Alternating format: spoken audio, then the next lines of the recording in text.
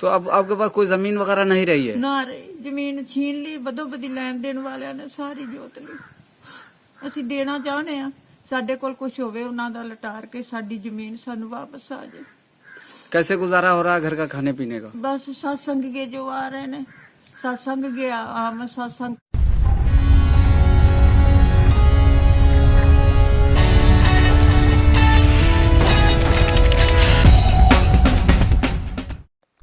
पाई पाई को मोहताज हुए सरदार जी इच्छा मृत्यु मांगने पर मजबूर।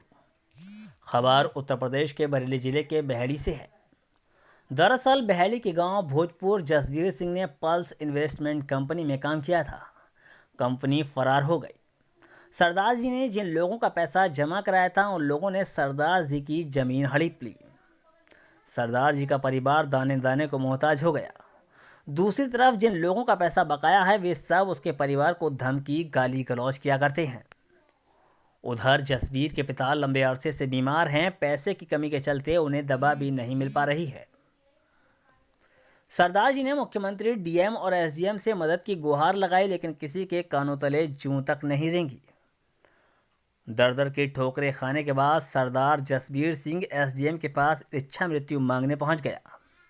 एसडीएम ने यह कहकर उसे टरका दिया कि तुम डीएम के पास चले जाओ।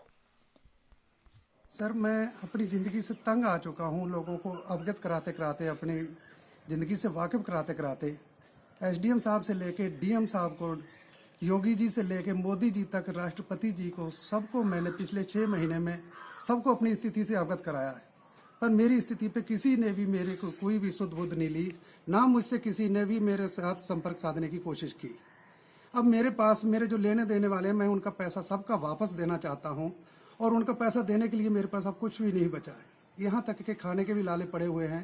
रिश्तेदार भी चले गए, यार दोस्त चले गए, जो मेरे सत्संगी हैं, यार दोस्त मिलने वाले हैं, उनके सहारे मेरा घर चल रहा है। अब मैं लोगों को क्या मुंह दिखाऊं? और सर, मैं उससे कहा था, जब एसडीएम साहब ने कुछ नहीं माना तो मैंने उनसे यही कहा था कि मैं इच्छा मृत्यु चाहता हूँ, मेरे मरने के बाद मेरे घर वाले और मेरे यार दोस्तों को तंग ना किया जाए। उस पर भी उन्होंने यही कहा कि हम आपकी कोई मदद नहीं कर सकते, आप मुख्यमंत्री जी को सीधा लेटर लिखें। लेटर मैं किस तरह से लिखूं? आप जानते हैं कि पिछले 40 दिन से सारे स्पीड पोस्ट और पोस्ट सारे के सारे बंद पड़े हुए हैं। मैं किसी तरह से नहीं हूँ सर। ये आपके पुत्र हैं, इन्होंने एक प्रार्थना पत्र एसडीएम को दिया है, इच्छा मृत्यु को मांगी है। क्या है पूरा मामला? किस वजह से, क्या परेशानी है आपको? जब कुछ रहा ही नहीं जी, तो फिर मरना ही कबूल है, और क्या है। जो तो कुछ रहा ही नहीं, सब लेने वाले ने छीन लिया।